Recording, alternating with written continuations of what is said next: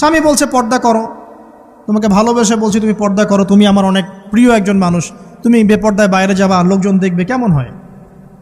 ঠিক আছে, তোমাকে তো আমিই বিয়ে করেছি, তুমি আমার, মানুষ তোমাকে দেখবে কেন? প্রিয় মা ও বোনেরা, পর্দা ছাড়বেন না। আপনাদের জন্য 4টা কাজ: স্বামীর আনুগত্য করা, লজ্জাস্থানের হেফাজত করা, আপনার 5 ওয়াক্ত সালাত ঠিকঠাক মতো আদায় করা এবং রমজান মাসে সাওম রাখা। নবীজি বলেছেন সাল্লাল্লাহু আলাইহি ওয়াসাল্লাম, জান্নাতের যে কোনো দরজা দিয়ে ইচ্ছা আপনি প্রবেশ করতে পারবেন। আপনার জন্য সহজ। আর স্বামীর আনুগত্য বলতে আমি বুঝাইনি স্বামীর দাসত্ব করতে হবে, এটা বলিনি। এখনকার কিছু ফ্যামিলিস্ট মেয়ে আছে, ওরা আনুগত্য শব্দ মনে হয় যে দাসত্ব মনে হয়। আনুগত্য দাসত্ব এক জিনিস না।